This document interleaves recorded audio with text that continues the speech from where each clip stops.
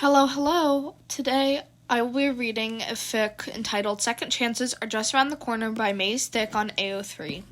It is a one-shot with almost 6,000 words, and it's rated teen and up audiences. Before we get into this, I just have some warnings for this. Child abuse, past child abuse, implied reference child abuse. This is a My Hero fic, by the way, guys. Neglectful Midoriya Inko and Izuku and Shigi are siblings, and Aizawa and Yamada, adopt Izuku because, of course, well, they adopt him at some point, but at the moment, he's just a foster kid, okay? Anyways, let's get into it. Summary. The hallway was quiet, but he could smell coffee. Someone must be up. Izuku felt his body lock up again in fear of someone seeing him and grabbing him.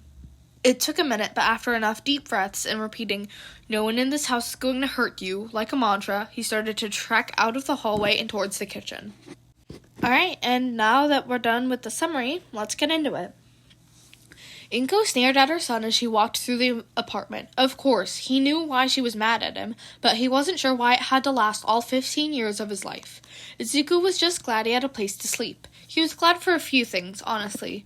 One, that he had a roof over his head at night, even if what happened under the roof made him want to curl into a ball and never see the light of day again. Two, that the small apartment complex they lived in was relatively empty. It wasn't in a terrible area, but his mostly absent father was more interested in how their family appeared rather than how his wife and oldest son were treating him.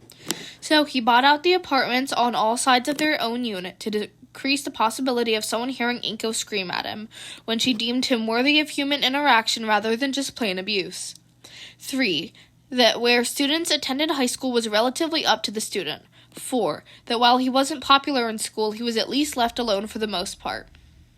Besides the occasional teasing from his one friend Kachan, he was well aware of the fact that he was stupid and by some miracle got into the high school of his choice. He was not going to waste the chance by getting distracted and making friends, then forgetting to study and failing out of the school. He always did feel bad when he turned down Kachan. He hadn't been able to hang out with him outside of school since early middle school, and now they were in high school. He knew, of course, that Kachan would make it into UA High. He had been very happy to learn that Izuku had also made it in. Izuku had never studied so hard for a test. He knew it was going to aid him in getting out of his house as fast as he could. He did get a little discouraged when he was taking the exam and it seemed too easy. Obviously that meant he didn't understand anything on the test and it all went over his head. It had worried him, but he had persisted. He was glad they didn't send out their exact scores on the exam, though. He didn't want to know how close he came to failing. It would be one more thing his mother would use against him.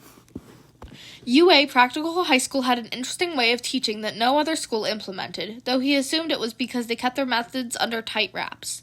They had a very independent way of teaching, letting the teachers choose the curriculum, and the students were also very independent in their learning.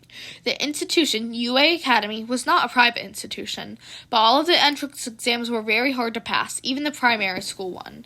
The primary school was relatively normal, but it was the middle school where things got interesting. Classes started off normal for the first semester, but then quickly ramp up to high school level and stay that way.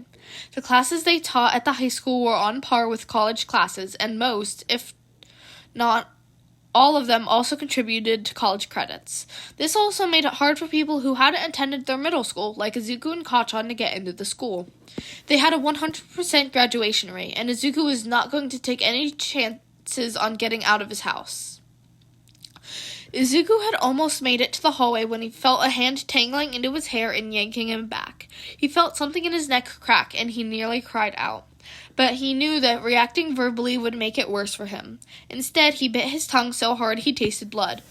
"Where's this little twerp going, trying to escape me? You know that'll never happen, you fucking idiot."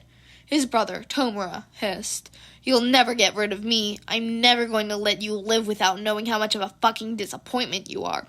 How much it drags us all down that you are alive. How much you damage the rest of us by just being born. God, when will you take a swan dive off of a roof? Maybe then you'll actually find your purpose in life." Izuku could feel his eyes burning, both from the pain of his brother practically pulling a handful of hair from his head, but also from the words. Was he right? Should he just die? Should he commit suicide? It had never occurred to him before. Katsuki was at home for a couple of minutes before his mom said something about his mood. He had come home, upset that Izuku never wanted to hang out with him.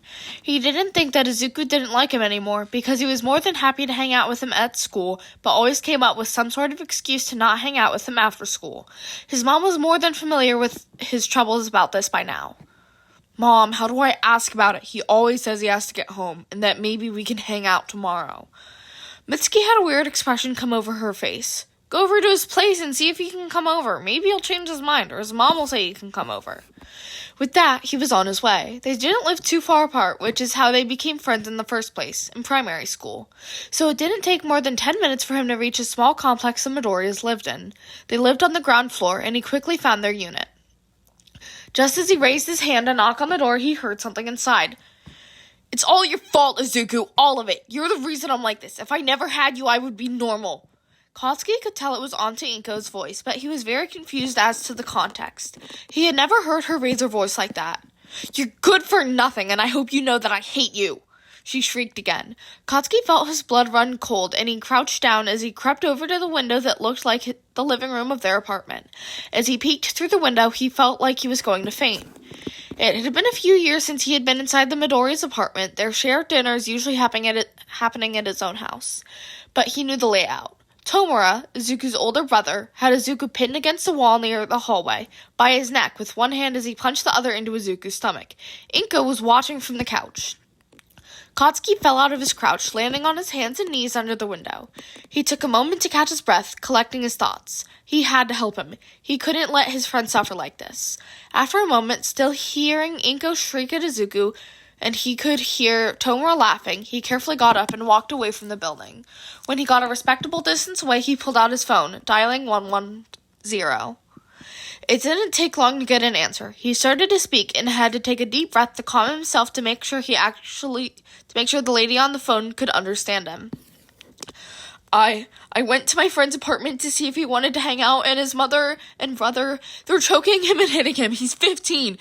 His brother is 20. Okay, can you please tell me the address? Yamada Hisashi was not expecting a phone call that day. It was early Wednesday evening. He and his husband, Aizawa Shota, had both of their children, Eri and Hitoshi, for years at this point, and formally adopted both of them as soon as they were able. It was not often that he or Shota got calls from their social worker anymore. They had not gotten into fostering for the money, only taking it up when Shota managed to wheedle out from Hitoshi that he was actually being mistreated in his current foster home, when Hisashi had successfully invited him to dinner once. Eri had come after, from the same social worker, from a terrible situation. Hitoshi was in a foster home and mainly being neglected, with some physical abuse. Eri's older brother was leading a small cult, and bloodletting her and keeping her locked in a room for who knows how long, to give offerings to whatever his cult was worshipping. They got her at the age of 2, and she was 4 now. They both had the same social worker, which is why they had been given a call about her. This social worker didn't take very many field cases anymore, as he was older and near retirement. They got a call from him every once in a while to check in on the kids, but this was a bit too soon after his last call. But he answered. Hisashi was standing in the kitchen, looking at the week-long menu board he had sitting on the counter. It was something they implemented when Hitoshi started to live with them, to reassure him that he had meals to look forward to, and that he was, in fact, going to be allowed to eat them. Whether Hisashi stopped to remember the reason why the board was implemented, he was filled with anger every time. Hitoshi no longer struggled with making sure he was allowed to eat, but they all liked the menu board, so they decided to keep it. Hello, Yamagashi-san. Hey, Yamada, I have a kid for you if you're interested. I know you two don't want to take in a bunch of kids, and I promise this is the last one I'm going to offer you. He's the last one I'm taking on before retirement, but I figured I'd call and ask before reaching out to another family, because he's a student at the school Shota teaches at. His brows furrowed at that. There were a lot of kids at the school Shota taught at. UA Practical High School wasn't exactly a small school, and was part of the bigger UA Academy that included the primary and middle school. He taught at the middle school, and it was pure luck that Hitoshi was in his own class, his first year of middle school. He could hear his family in the living room, off the kitchen. The TV was on, mainly as background noise, as he was sure Hitoshi was on his phone and Shota was asleep, and he could hear Eri mumbling as she played with her dolls on the floor. Can I hear the name of the kid? Midoriya Izuku. came the social worker's gruff voice. Hisashi dropped his phone. There was no way. The brightest kid in Shota's class, who Shota would grumble about him being a problem child with how little he seemed to care about himself. Neither of them had ever noticed any signs of anything serious. Granted, Hisashi had never met the kid. Hisashi seemed scrambled to pick his phone up and took a second to keep his voice calm before responding. Can I know why he's being placed in a foster home? He was taken into emergency protective custody after an anonymous call about extreme physical abuse was placed with the police, and we found extreme physical and emotional abuse. His parents and older brother have lost all chances of the possibility of the kid ever living with them again. We had a quick psych consult done here as well, and the kid seems pretty depressed. Unfortunately, I would not be surprised if he was suicidal. Okay, let me just ask Shota, Okay. Hisashi felt like a rock was in his throat. He pulled the phone from his face, pressed the mute button, and set his phone on the counter. Sho, please come here. He knew that while his husband was sleeping, it was more of a very shallow power nap. He heard a grunt and soon heard footsteps going into the kitchen. When his husband saw his face, his own expression became serious but curious. What's wrong? Midoriya Izuku was taken into emergency protective custody, with no chance of him being returned to his biological family. Yamagashi wants to know if we will take him in. I just wanted to make sure you knew before. Of course my answer is yes. Oh my god. Shota looked like he was going to be sick. Hisashi unmuted his phone and brought it back to his face. We will take him in. Do you want us to come get him? He asked. Yeah, that would be ideal. I'm still wrapping up stuff with this case, and I can come check in on him in the morning. This wasn't normal. The social worker generally came to drop off the kid at the foster family's house, but this wasn't a normal situation. They already knew the kid. Okay, we will be on our way then. Thank you for calling us, he said, and Yamagashi said his goodbye and they hung up. Shota wrapped his arms around Hisashi. Hisashi did the same. He knew what his husband was thinking. If only he had seen signs earlier. But there were no signs. He didn't get too close to anyone, and acted well enough that no one saw anything concerning to the point to ask him to go see the counselor. Okay, we just need to tell the kids, just remember, he is going somewhere safe now, he said, and Shota nodded, pulling back from him. Shota walked to the living room while Hisashi went to grab his keys. Hey, Hitoshi. Shota got the attention of his son. What's up, Dad? Looking up from his phone. Can you watch Eri for a little while? Zashi and I are going to pick up a kid. We just got a call about Midoriya. He's coming to stay with us. Hitoshi raised his eyebrows and nodded. He had only met him recently as he was switched to the same homeroom just a few weeks ago. Is he okay? Shota sighed, his eyes closing. Hitoshi could tell by how pale his dad seemed to have gotten in the last 15 minutes that the answer was probably a no. I don't think he will be for a while, but he is at least going to be in a better situation, is the answer Shota gave, and it was what he was telling himself over and over in his head. Getting to the police station felt like it took days. In reality, it was probably 20 minutes. When they got there, both of them rushed inside. It didn't take long to see where Midoriya was sitting, swinging his feet. Yamagashi was standing near him, talking with a couple of police officers. One of them Shota recognized as Detective Tsukauchi. When they walked closer, Yamagashi turned to them. Oh, wonderful of you two to make it in here so quickly. Midoriya, you will be staying with these two. Midoriya stood up, staring at them with wide eyes. Aizawa-sensei? Shota pulled the kid into a tight hug. Kid, please. You need to tell someone about the bad things that happened to you. Hisashi wrapped his arms around both Midoriya and Shota. Midoriya looked like he was gonna cry. Yamagashi was happy at least someone was able to pull some emotion out of the kid. He hadn't been able to get much out of him. The next morning, Izuku woke up on his own. He had ingrained in his brain to wake up earlier than both his mother and brother in order to get ready and get out of the house, whether it be to school or to the library. He never dared to eat what was in the house, and on the weekends the older librarian sometimes would give him some snacks. He didn't recognize the ceiling of the room he was in, and it took a solid 30 seconds of laying stock still in the bed before remembering the events of yesterday. They had gotten back late after everything with the social worker and the police department. He was told that they had 2 other kids in the house, but he had not met them yet. The room was bland, as it had a guest room before he came to stay here. He was told that he was going to be allowed to decorate it however he wanted, and they would go shopping for stuff soon. That seemed stupid to him, but he would ask about it later. He knew it was early, and he knew there was no chance of him falling asleep again, so he decided to get start on his day. He still had school today. Izuku remembered the conversation Aizawa-sensei had with him yesterday, making sure to let him know that he was welcome in all rooms of the house, of course knocking on others' bedroom doors. Not bothering to get dressed, he felt like he could trust his teacher enough not to scold them for not being ready so early. He stepped out of his room. The hallway was quiet, but he could smell coffee. Someone must be up. Izuku felt his body lock up again in fear of someone seeing him and grabbing him. It took him a minute, but after enough deep breaths and repeating, "No one in this house is going to hurt you," like a mantra, he started to trek out of the hallway and towards the kitchen. He peeked into the kitchen to see who was awake before he revealed himself and immediately gave himself away. Ayama? Both Ayama, Hitoshi, and Aizawa-sensei were in the kitchen, leaning against the counter and drinking coffee. Now that he was thinking about it, Aizawa's husband said his name was Yamada Hisashi, and if they had a kid together, merging their last names made sense. "Hey, Midoriya," Hitoshi said, lifting his mug to his lips. "Hey, kid, how'd you sleep?" Aizawa asked. "I slept well, Aizawa-sensei." None of that. Just Shota at home, please," he said, offering a small smile. Izuku nodded, and he kept speaking. "Why are you up so early? Are you hungry?"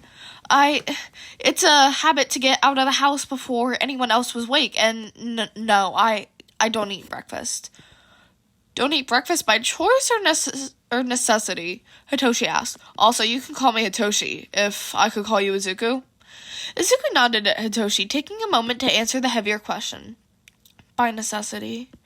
He nodded, and Shota made a pinched expression. "Well, if you look over at that menu over by the fridge, you'll see we have a weekly menu of what our meals are going to be.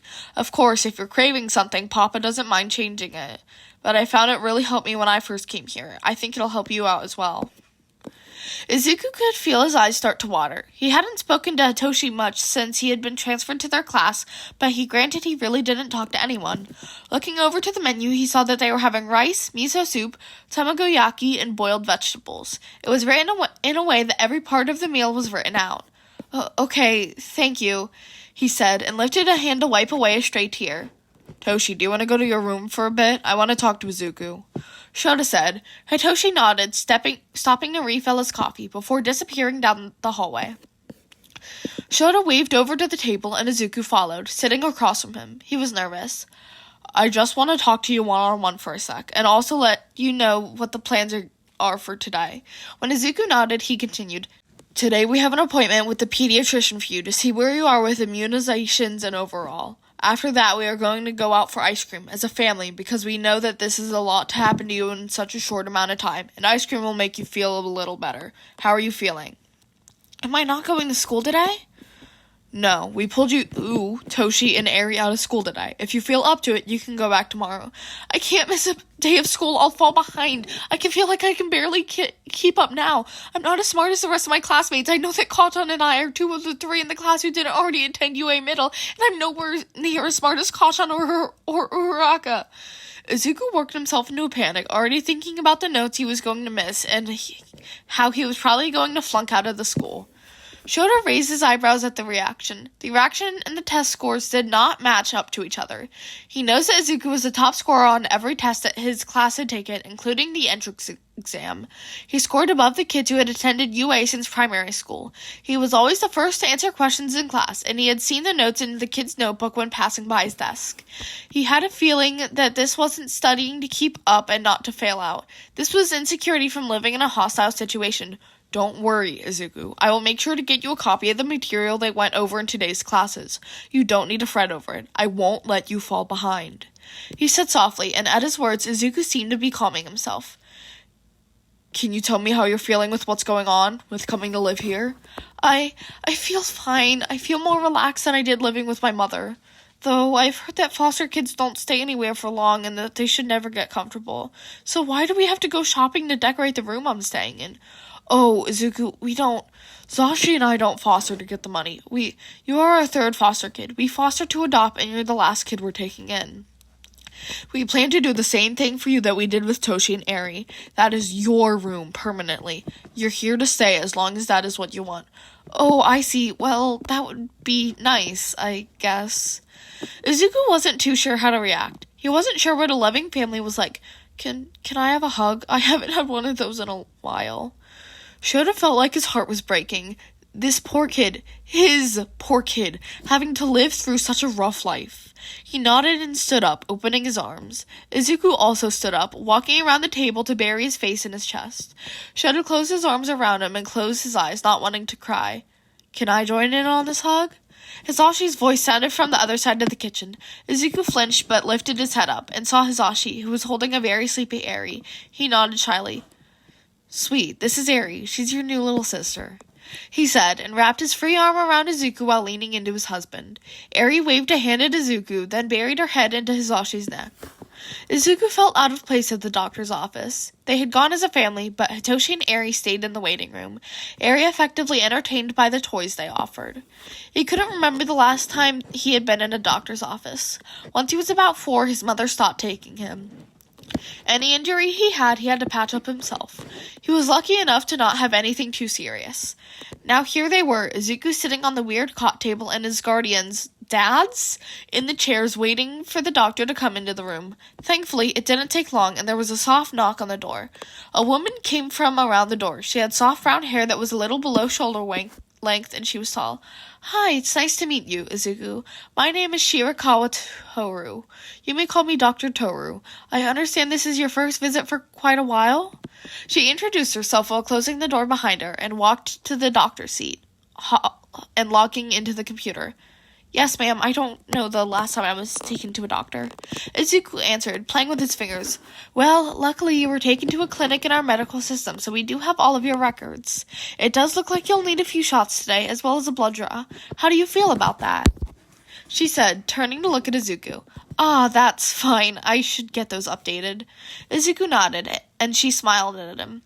She turned a little to address both Izuku and his guardians. Nice to see you two again. The nurse told me that you recently took Izuku into your home, and that Izuku was pulled from where he lived due to abuse. Yes, we are fostering him, and we will be adopting him as soon as we are able. Hisashi spoke, clutching Shota's hand. He was very protective over his kids. Sure, he had just met Izuku last night, and he had been hearing about him since the start of the school year. Izuku was his kid, and no one was going to take him from him. All right, that sounds like a wonderful plan. Izuku, how do you feel about it? It sounds nice. It sounds a little too good to be true, but that is something I will need to work on. I know that life is not supposed to be how it was with my mother. Dr. Toru nodded and spoke again. Izuku, you're a little underweight. Do you have any issues eating?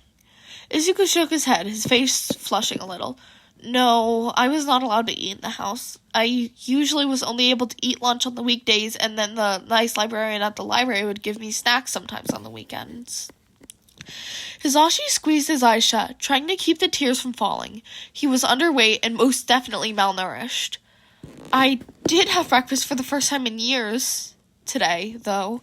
That was nice. It was very good, and we're getting ice cream after this. Izuku could feel the smile on his face from the memory of breakfast. It was fun. It felt right. The 5 of them were at the table, talking and enjoying the company of each other. Eri was finally awake enough to introduce herself to him and had all kinds of questions for him, which he had no issue entertaining her.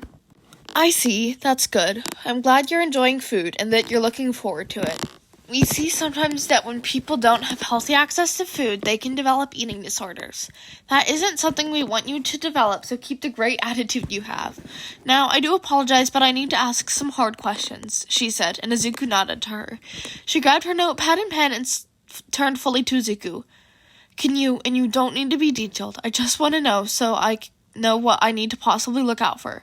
Or, can you tell me what you experienced when I ask? Izuku nodded to her question, and she spoke again. Did you experience physical abuse? If so, where?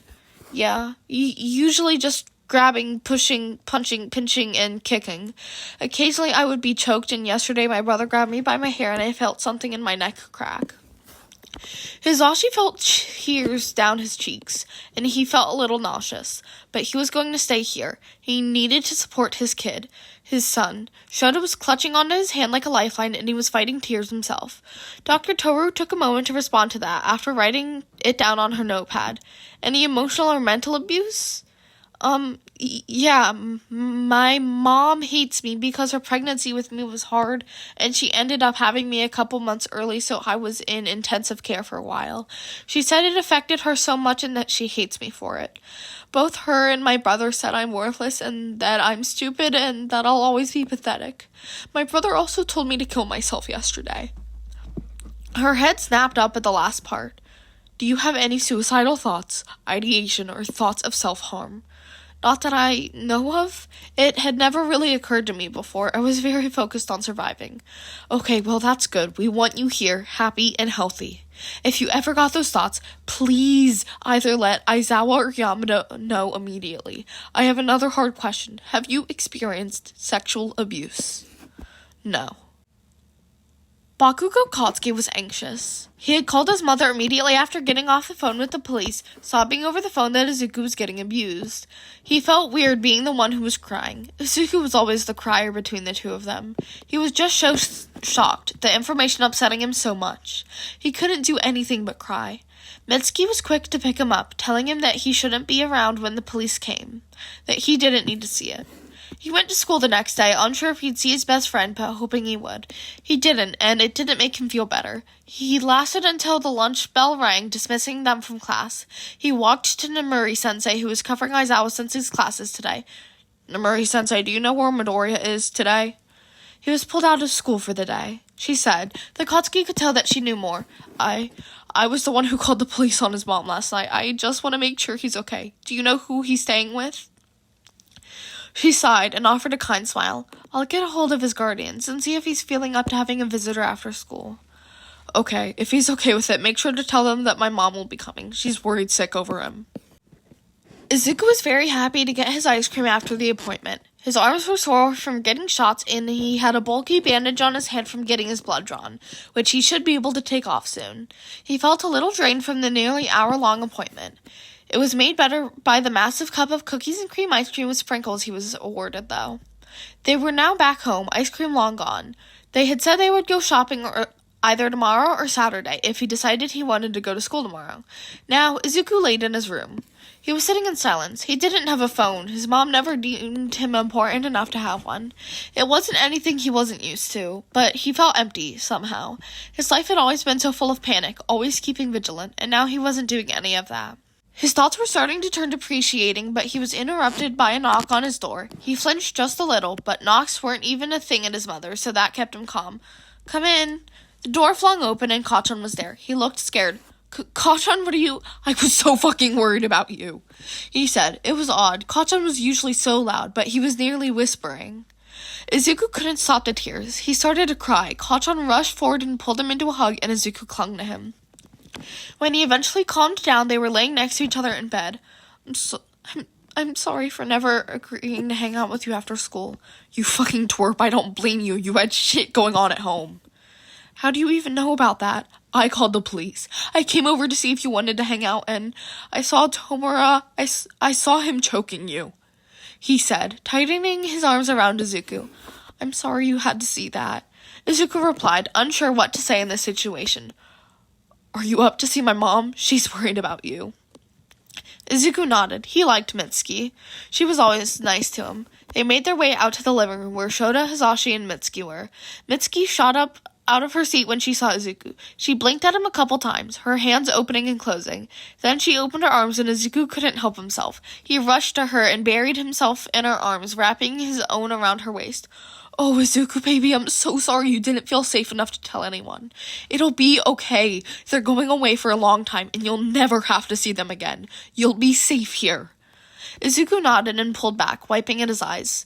Mitsuki chewed at her lips for a moment before pulling Izuku back into a quick hug, then letting him go. Okay, I need to stop smothering him. Izuku had a wobbly smile on his face. Mitsuki and her semi-aggressive, caring tendencies always made him feel better. He moved back over to the edge of his room where Kachan was standing. Mitsuki turned to Shota and Hisashi and sat back on the couch. I'm sure the adoption process will go faster with all the evidence against her. Don't worry about any court or lawyer fees. I will pay for everything. It's the least I can do. I should have noticed something was going on earlier. God, she's such a good liar.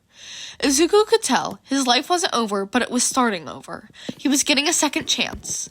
The second chance he deserved. Alright, that is the end of Second Chances Are Just Around the Corner. It was a journey to read through this. I've reread it so many times. I felt the emotions so much harder while reading this. Go give Maze Thick kudos, hits, comments, all of it. Oh my gosh, that was so good. I was so emotional reading out the characters' emotions even. That's how good it was. So remember to eat, sleep, drink your water, and take your meds. And when you sleep, go to bed in a reasonable time. And guess what, you guys? You can clown on me. It's 9:30. Yup. That's fun. 9:30 on Monday, may I add. And I had testing today. I had testing from 8 a.m. to 11 a.m. Yep. And I have it like that again tomorrow, 8 a.m. to 11 a.m. So, yeah, wish me luck. Even though this is being posted on Friday, it's actively Monday when I'm recording this, because, I know what I'm doing, kind of. So I apologize if I said any words wrong or weirdly, but, yeah, I stumbled in some bits. I don't know why, but I've been struggling to record more lately, and I've been stuttering. Don't know where that came from, but it's fine. But anyways, remember kids, be do, and crime gay.